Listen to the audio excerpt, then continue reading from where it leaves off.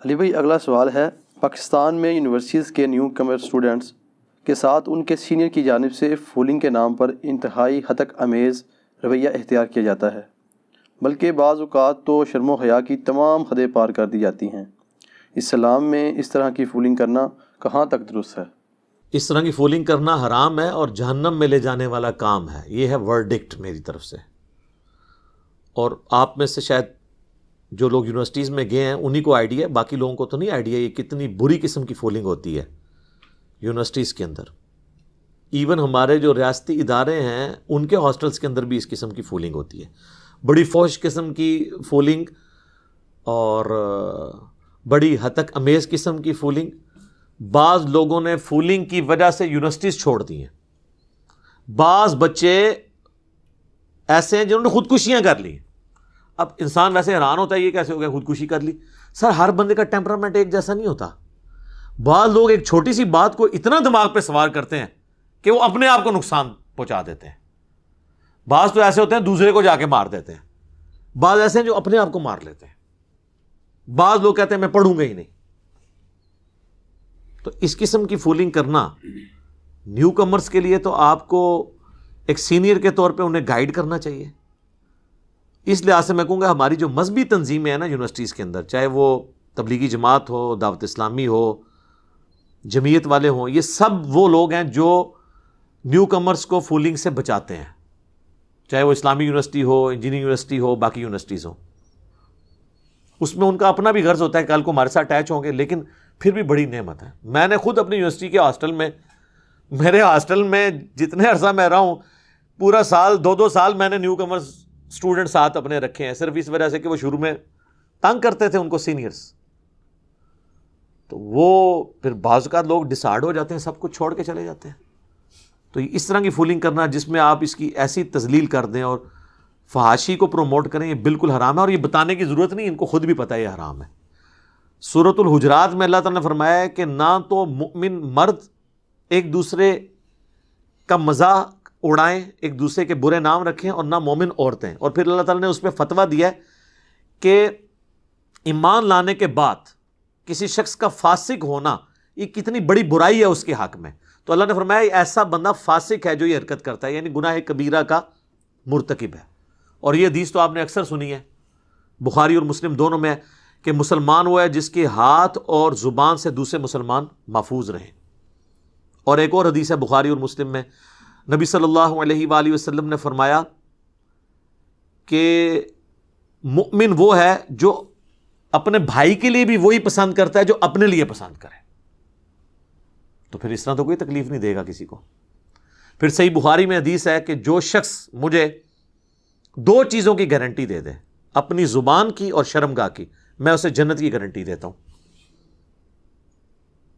بخاری اور مسلم دونوں میں حدیث ہے کہ بعض اوقات اللہ تعالی کی نافرمانی کا کوئی شخص ایسا جملہ اپنی زبان سے نکال دیتا ہے جس کی طرف اس کی توجہ بھی نہیں ہوتی، اور وہ مشرق اور مغرب کے فاصلے کے برابر اتنی چوڑی، جو یعنی گھاٹی گہرائی کے اعتبار سے، اس میں جہنم کی جا کے گرتا ہے اور اس کی توجہ بھی نہیں ہوتی کہ میں نے یہ کیا کلمہ نکال دیا اپنی زبان سے۔ بڑا سینسٹیو ایشو ہے۔ جامعہ ترمذی میں حدیث ہے، موقوفاً ہے، وہ صحابی کہتے ہیں کہ نبی الاسلام کے ریفرنس سے بھی موجود ہے، موقوفاً بھی ہے، کہ کسی کو عیب مت لگاؤ، کسی کا مذاق مت اڑاؤ، کسی کو آر مت دلاؤ۔ اور پھر وہ کعبے کو مخاطب کر کے کہتے ہیں کہ کعبہ تیری حرمت اور عزت ہے، لیکن اللہ کے نزدیک ایک مومن کی عزت تجھ سے بھی بڑھ کے۔ پھر بخاری مسلم کی وہ حدیث، یوم النحر والا خطبہ، نبی علیہ السلام فرمایا کہ تمہاری جان، مال، عزت، آبرو ایک مومن کی دوسرے کے لیے حرام ہے کہ اس کی وہ حرمت کو پامال کرے، جس طرح کہ آج کے اس دن کی حرمت ہے، اس مہینے کی اور اس شہر مکہ کی حرمت ہے۔ یعنی جس طرح ذوالحجہ کی، یوم النحر کی، قربانی کے دن کی اور مکے کی حرمت ہے اللہ کے نزدیک، ویسی حرمت ایک دوسرے کی جان، مال، عزت اور آبرو کی ہے۔ تو لوگ تو نہیں خیال کرتے۔ جامعہ ترمذی میں حدیث ہے، ہلاکت ہے، ہلاکت ہے، ہلاکت ہے اس شخص کے لیے جو محض لوگوں کو ہنسانے کے لیے جھوٹ بولتا ہے، اس کے لیے ہلاکت ہے۔ کتنا خطرناک معاملہ ہے. تو مزاح ہے اسلام میں، مذاق اڑانا نہیں ہے. اس پہ میری الگ سے ایک ویڈیو ہے، وہ ٹاپک دوسری طرف چلا جائے گا.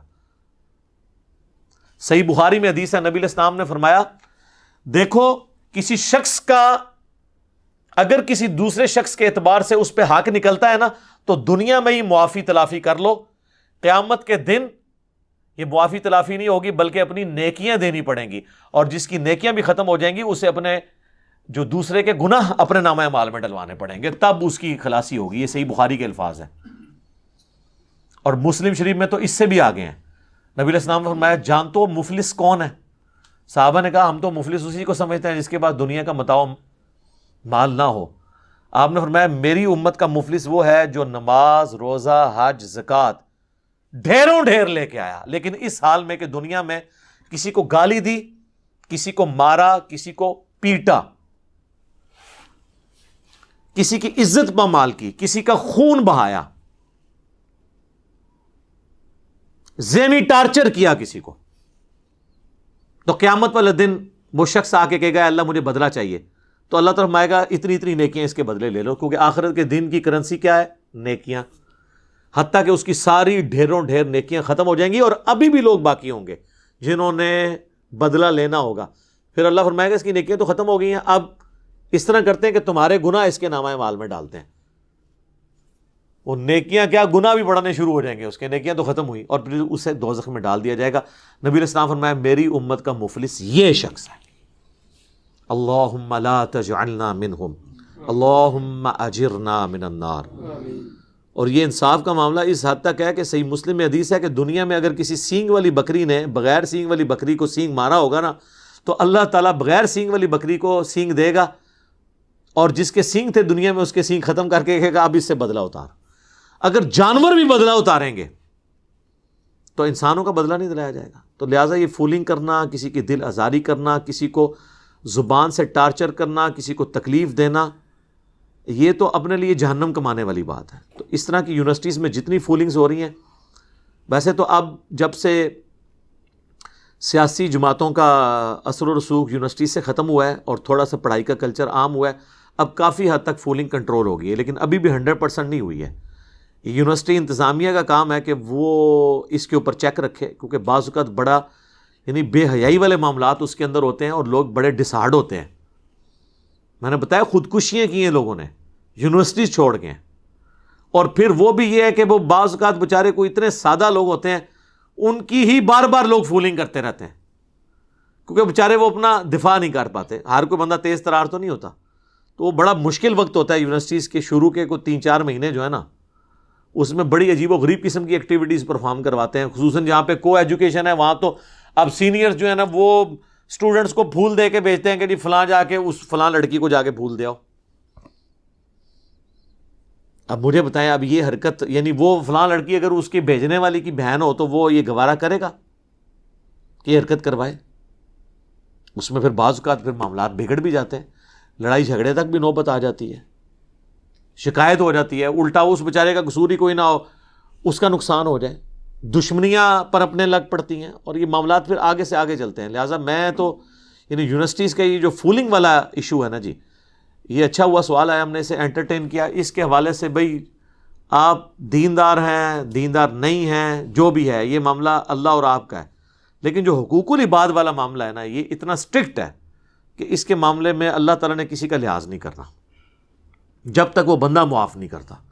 لہٰذا دنیا میں بھی اس قسم کی حرکتیں نہ کریں کہ لوگوں کے دل سے آپ کے لیے غم نہ جائے، غصے کی کیفیت ہو اور وہ بس انتظار کر رہے ہوں کہ جب مجھے موقع ملے گا تو میں نہیں چھوڑوں گا. یہی ہوتا ہے نا. اب چلے ایک بات چل نکلی ہے تو میں آپ کو ایک ضمناً اس میں بتا دوں، یونیورسٹیز میں فولنگ کے اندر وہ والے کام بھی بعض اوقات ہو جاتے ہیں جو آج کل مدرسوں میں مفتیوں کی ویڈیو لیک ہو کے آ رہی ہیں، یہ والے کام بھی ہو جاتے ہیں. تو اب ظاہر ہے ایک بندے کو ذہنی طور پہ ٹارچر کرنے والی بات ہے. تو مدرسوں کے اندر بھی اس قسم کے بچوں کے ساتھ معاملات ہو رہے ہیں اور بڑا ایک یعنی دکھ کا معاملہ ہے. اب لوگ کہہ رہے ہیں جی علماء کے خلاف سازش ہو رہی ہے، ان کی ویڈیوز لیک ہو رہی ہیں. سر سازش تب ہو رہی ہو جب آپ کے علماء کی یہ ویڈیوز گن پوائنٹ پہ بنوائی جائے، جب ان کی ویڈیوز انہوں نے اپنی مرضی سے بنائی ہوئی ہیں یعنی اس اعتبار سے کہ کام انہوں نے خود کیا، کسی نے چوری چھپے بنائی ہیں، تو ان کے خلاف سازش تو نہیں ہے، یہ وہ خود انہوں نے اپنے خلاف سازش کی ہے۔ تو ایک تلخ حقیقت ہے کہ یہ ویڈیوز اب آنا شروع ہوئی ہیں، یہ کام پہلے سے یہ لوگ ڈالتے ہیں، ان کو چھوڑتے ہیں۔ میں ان کو ان کے بزرگوں کا حوالہ دیتا ہوں۔ تاریخ ابن کثیر جو ہے نا، ابن کثیر جو ہیں یہ شاگرد ہیں امام ابن تیمیہ کے، اور بریلوی دیوبندی اہل حدیث تینوں کے نزدیک ان کی تفسیر ابن کثیر قرآن کی مانی جاتی ہے۔ انہوں نے تاریخ ابن کثیر بھی لکھی ہے، اس کے اندر انہوں نے یہاں تک لکھا ہے اس ولید بن عبد الملک والے چیپٹر کے اندر، جب خلفاء کا وہ ذکر کرتے ہیں، یعنی جو ملک ہیں ان کا ذکر، اس میں وہ لکھتے ہیں کہ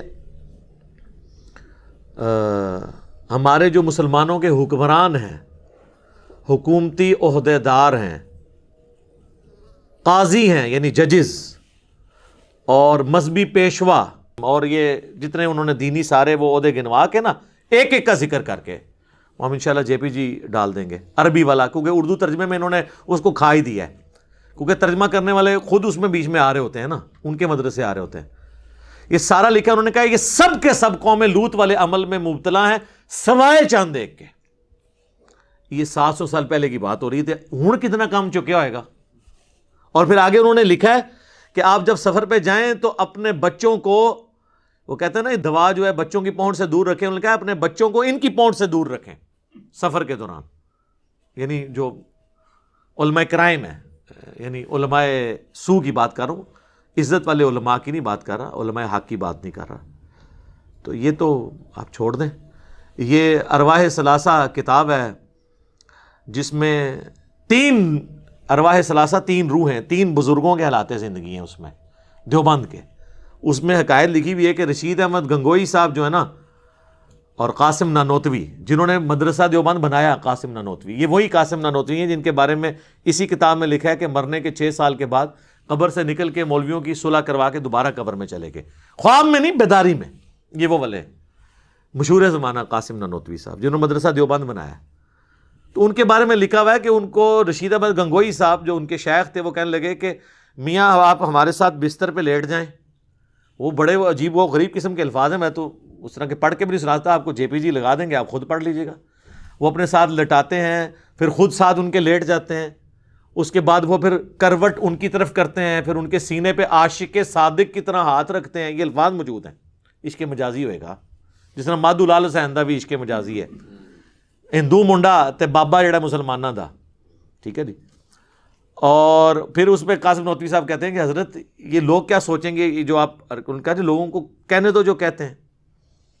تو اب آپ یہ چیز دیکھیں، یہ ساری چیزیں وہ پبلکلی کر رہے تھے، پبلکلی اتنا ہی کر سکتے تھے نا، اگلا سٹیپ تو وہ چھپ چھپ آگے ہوتا ہے نا، پبلکلی یہی کچھ ہی ہو سکتا ہے نا، اس سے آگے تو پبلکلی تو نہیں کر کے دکھا سکتے۔ تو جتنا پبلکلی زیادہ سے زیادہ پاسبل تھا انہوں نے کر کے دکھایا، اور اس سے بڑی بیوقوفی ان لوگوں کی جو یہ پرنٹ کر رہے ہیں۔ اب ہم پہ تو نہیں غصہ کھانا چاہیے، یہ پرنٹ تو آپ لوگ خود کر رہے ہیں، یہ نہیں ہے کہ یہ بریلویوں نے پرنٹ کیا ان کے بارے میں، یہ تو خود انہوں نے پرنٹ کیا اپنے بارے میں۔ تو یہ سلسلہ شروع سے ہی اس طریقے سے چلتا آیا ہے۔ اب لیکن یہ اتنا ہی اس میں رپورٹ ہوا ہے، اگلی قسط جو ہے نا اس کتاب میں نہیں لکھی ہوئی، ہو سکتا ہے ہو سکتا ہے نہ ہو، مطلب میں اس کا نہ انکار کرتا ہوں نہ اقرار کرتا ہوں، کیونکہ اگر میں نے انکار کر دیا تو اللہ کے حضور پکڑا نہ جاؤں، اقرار کر لیا تب بھی پکڑا جا سکتا ہوں کہ بھئی تجھے کون سا پتا چلا تھا کہ یہ ہو گیا۔ اس نے ظاہر رکھتے ہیں کہ اس سے آگے نہیں معاملہ گیا ہوگا پبلکلی، لیکن جتنا گیا وہ اتنا بھی ہمارے لیے کافی ہے۔ یہ سٹیٹمنٹ پڑھ کے مدرسے کے اسٹوڈنٹ کو اپنے بزرگان دین کی علمی خدمات یہ لوگ بتا سکتے ہیں، تو آپ دیکھ لیں۔ دوسری کس میں بیان کر دئیے یار، رہنے دیں، نہیں یار وہ پھر کہیں گے یہ بالکل اس طرح کر رہا ہے اور وہ کر رہا ہے، کتابوں سے کر رہے ہیں۔ چلے جی بلال بھائی کہہ رہے ہیں کتابوں سے ہی کر رہے ہیں نا، تو چلیں ہم کنٹرول الفاظ میں، وہ اتنے فلمی الفاظ تو میں استعمال نہیں کر سکتا۔ تذکرۃ الرشید ایک کتاب ہے جس میں رشید احمد گنگوئی صاحب کا تذکرہ ہے، یعنی ان کے حالات زندگی ہیں اور ان کے اپنے چاہنے والوں نے بیان کیے ہیں۔ اس میں اس کی اگلی اور سمجھ لیں آخری قسط ہی ہے، یا آج جو ہم بیان کر رہے ہیں یہ آخری قسط ہوگی ان کے لیے۔ اس میں اس خواب کا ذکر موجود ہے، یہ تو بیداری تھی نا، کہ وہ عاشق صادق کی طرح لیٹے، اور قاسم نانوتوی کو بھی سمجھ آ گئی، انہوں نے کہا میاں کیا کر رہے ہو، لوگ کیا کہیں گے۔ اس کی اگلی قسط یہ ہے کہ تذکرۃ الرشید میں لکھا ہے کہ رشید احمد گنگوئی صاحب کہتے ہیں کہ میں نے ایک رات خواب میں دیکھا کہ مولانا قاسم، جن کو انہوں نے پہلے لٹایا تھا اور سینے میں فیض ٹرانسفر کیا تھا، وہ دلہن کی شکل میں میرے عقد میں آئی ہیں۔ جی جی جی جی جی، وہ دلہن کی شکل میں، یہ نہیں انہوں نے کہا کہ میری دلہن اس شکل میں آئی، انہوں نے کہا وہ دلہن کی شکل میں میرے خواب میں آئیں، عقد میں آئی، خواب میں ہی انہوں نے دیکھا۔ اور اس کو آگے بیان کرنے سے پہلے میں بتا دوں کہ بخاری مسلم دونوں میں حدیث ہے کہ خواب کی 3 اقسام ہیں، اللہ کی طرف سے، شیطان کی طرف سے، یا نفس کی طرف سے۔ نفس کی خواہشات بھی بعض اوقات اس طرح سامنے آتی ہیں، جیسے عمران خان صاحب نے 2013 میں کہا کہ میں نے خواب دیکھا ہے کہ میں پرائم منسٹر بننے والا ہوں، کلین سویپ کیا ہے۔ اس وقت تو نہیں ہوا، بعد میں کلین سویپ نہیں ہوا، پرائم منسٹر وہ بن گئے۔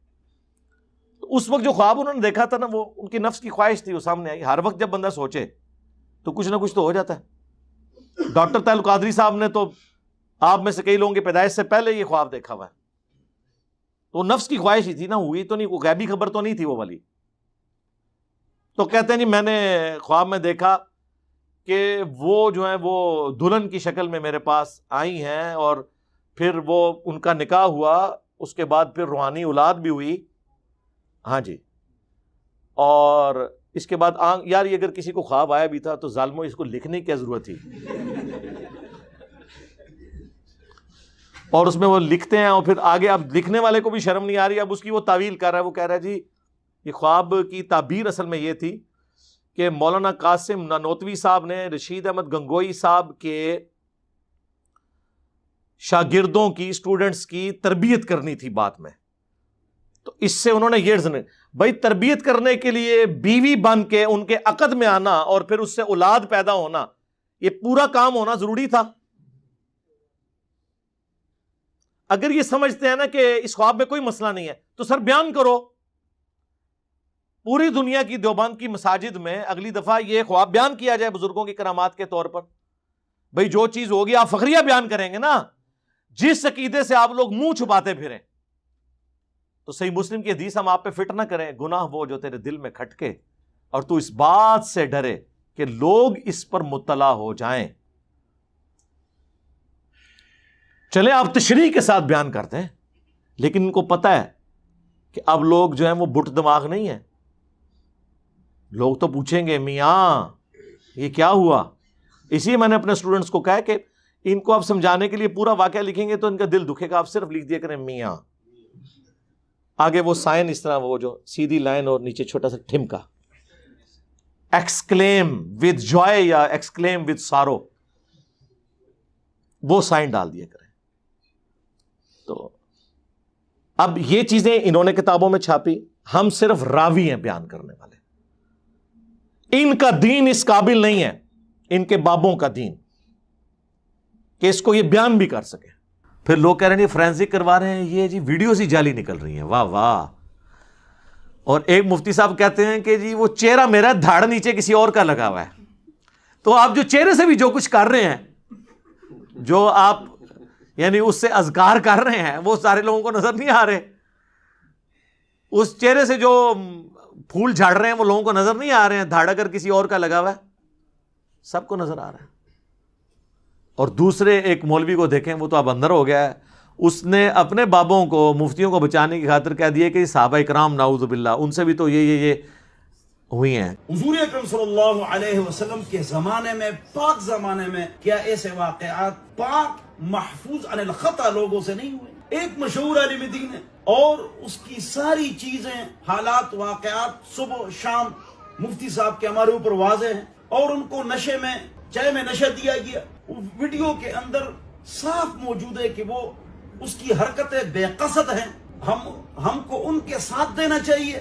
کل تک یہ لوگ جو ہیں وہ عصمت صحابہ کا رونا روتے تھے، اور آج یہ لوگ، وہ پنجابی میں ایک محاورہ ہے کہ باندری دے پیر جدو سڑن لگ دینا تو اپنے بچے پیروں تھلے دے لیندی، یعنی بندریا کے جب پاؤں جلتے ہیں نا دھوپ کی وجہ سے، تو اپنی جان بچانے کے لیے اپنے بچوں کو پاؤں کے نیچے لے لیتی ہے۔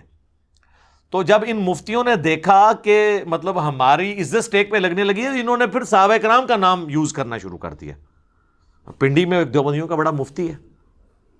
ویسے تو اب آلموسٹ ہر فرقے سے ہی لوگ نکل رہے ہیں، اور آلموسٹ اس کام پہ تو فرقوں کا اجماع ہو چکا ہے علماء کا، پبلک کا نہیں، علماء کا. تو اب لوگ کہتے ہیں نہیں علماء کی عزت نہیں کرتے. آپ عزت، اہل حدیث کی بھی آئی ہیں، ان کی بھی ویڈیوز آئی ہیں، کوئی نہیں بچا، ساروں کی آ رہی ہیں. بہرحال اس سے یہ فائدہ ہوا ہے، آئندہ کے لیے یہ لوگ محتاط ہو جائیں گے. وقتی طور پہ یہ فتنہ تھمے گا انشاءاللہ تعالی. اور اب جو یونیورسٹیز میں بھی اس طرح کے واقعات رپورٹ ہوئے ہیں، کیمروں کی طرف جا رہے ہیں، گورنمنٹ نے جو ہے لوگوں کو ایجوکیٹ بھی کیا جا رہا ہے کہ بھائی اس کی پوری زندگی کی سزا ہے جیل کے اندر، اتنی بڑی سزا ہے. ویسے اسلامی شریعت تو نافذ ہو، میری ویڈیو بھی ڈیٹیل آ چکی ہے، اس میں تو ان کو قتل کیا جائے گا جو یہ ایسے عمل کر رہے ہیں. اور مفعول بھی اگر رضامند تھا تو دونوں قتل ہوں گے، اور اگر صرف فاعل نے زبردستی کیا ہے تو صرف اسے قتل کیا جائے گا. جامعہ ترمذی میں، ابو داؤد میں یہ ساری احادیث موجود ہیں. میں نے ڈیٹیل کے ساتھ پچھلے دنوں ویڈیو ریکارڈ کروا دی، وہ آپ دیکھ لیں. قوم لوط والا عمل مدارس میں، اور مفتی عزیز الرحمان سکینڈل کے نام سے، تو آپ کو پتہ چل جائے گا. تو فولنگ سے بات شروع ہوئی تھی تو یہاں تک چلی گئی. چونکہ میں نے وہ رٹی رٹائی باتیں تو نہیں کرنی ہوتی، جو بھی کرنٹ افیئر چل رہے ہوتے ہیں میں ساتھ اس کو ایڈجسٹ کر دیتا ہوں تاکہ ریکارڈنگ میں آ جائے. کہتے ہیں نا جی موضوع نہ بنایا کریں، ویسے راہ چلتے بات ہو جائے. یہ بھی ایک علماء کا ہوتا ہے کہ آپ جمل صفین نہروان کو موضوع نہ بنائیں، ہاں راہ چلتے کو حدیث بیان کر دیں. انبیاء کرام کی جو اجتہادی خطائیں قرآن میں ذکر ہوئی ہیں ان کو موضوع نہ بنائیں، ہاں تلاوت کے دوران کبھی ترجمہ تفسیر کلاس میں آ جائے تو اس طرح بیان کر دیں. تو سر آج میں نے آپ کو موضوع نہیں بنایا، موضوع تھا یونیورسٹیز کی فولنگ. تو راہ چلتے ہوئے آپ نے جو اپنے اسٹوڈنٹس کو فول بنایا ہوا ہے، اور حافظ ابن کثیر نے جو لکھا ہے کہ ان کے زمانے میں بھی یہی کچھ ہوتا تھا اور کثرت سے ہوتا تھا. میں نے جب عیدی صاحب کے بارے میں سٹیٹمنٹ ان کے دفاع میں دیتے ہوئے کہا تھا کہ کسی ایک مدرسے کو آپ کلین چٹ دے سکتے ہیں، کثرت میں ہوتا ہے الا ماشاء اللہ، یہ لوگ برا مان گئے تھے.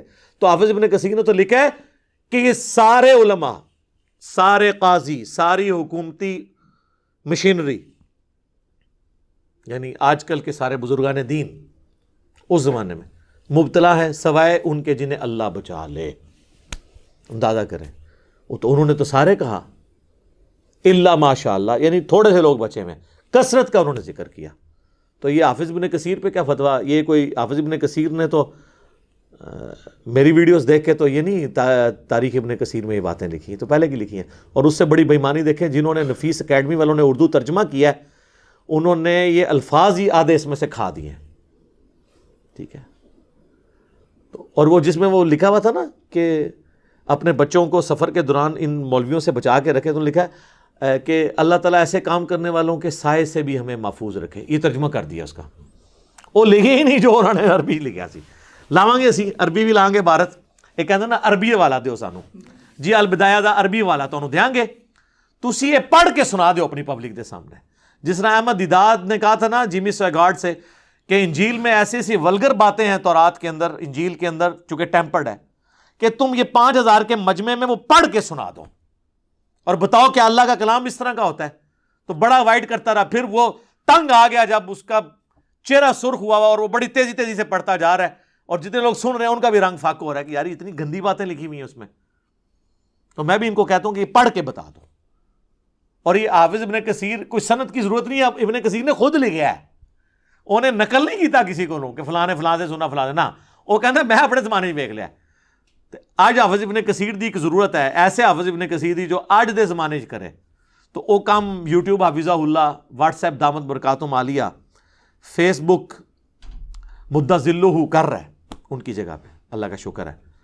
تو ہم تو چاہتے ہیں کہ اس سے اصلاح ہو، مقصد یہ نہیں ہے. وہ کہتے ہیں نا جی علماء کی بدنامی ہو رہی ہے، اس طریقے سے باقی لوگ بھی کہتے ہیں جی یہ جو انٹرنیشنل رپورٹس آتی ہیں کہ یہ جتنی پورن ویڈیوز ہیں سب سے زیادہ پاکستان میں دیکھی جاتی ہیں، ٹاپ پہ ہے پاکستان، تو پاکستان کا اسلامی تشخص پامال ہو رہا ہے. بھئی آپ خود تشخص پامال کر رہے ہیں، رپورٹیں تو بالکل درست ہیں کہ دیکھی جا رہی ہیں. آپ لوگوں کو ایجوکیٹ کریں کہ ایسا کام نہ ہو.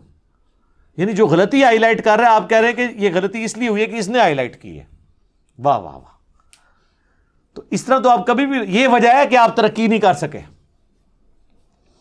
ترقی وہی قومیں کرتی ہیں جو اپنی غلطیوں سے سبق سیکھتی ہیں. غلطی نکالنے والے کو یہ نہیں کہتی ہیں کہ تو میری غلطی کیوں کڑی، اس لیے ہم لرن نہیں کر رہے ہیں۔ میں اس لیے کہتا ہوں فریڈم آف ایکسپریشن ہونا چاہیے، میڈیا کو آزاد ہونا چاہیے۔ جو لوگ حکومتی وزراء کے اوپر یا ریاستی اداروں کے اوپر جائز کرٹیسزم کرتے ہیں، آپ حوصلہ رکھیں اس کو سننے کا، اس کے بغیر آپ کی اصلاح نہیں ہوگی۔ آپ کی اصلاح آپ کے چاپلوس لوگوں کی وجہ سے نہیں ہونی جنہوں نے آپ کو ہمیشہ پازیٹیو پکچر پیش کرنی ہے، بلکہ آپ کے مخالفین کی باتوں سے ہوگی۔ میں نے جو اتنا لرن کیا ہے وہ اپنے مخالفین کی وجہ سے کیا ہے، اور وقت کے ساتھ ساتھ اتنی لرننگ ہوئی ہے، پتہ چلا کہ اس میں یہ ہے، اس میں یہ ہے، اس میں ایسے، اس کو ایسے امپروو کرنا ہے، وقت کے ساتھ امپروو کیا۔ لیکن اگر آپ اپنے آنکھیں کان یہ سب کچھ بند کر لیں گے، پھر آپ کی کبھی اصلاح نہیں ہو سکے گی۔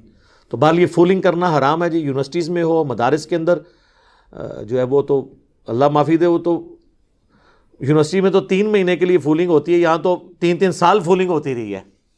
یہ جو مفتی صاحب کی ویڈیو تھی، تو فولنگ تو ساری جگہ چل رہی ہے۔ اللہ تعالیٰ اس طرح کے شر سے ہمیں، ہماری اولادوں کو، پوری امت کو محفوظ فرمائے، آمین۔ جزاک اللہ۔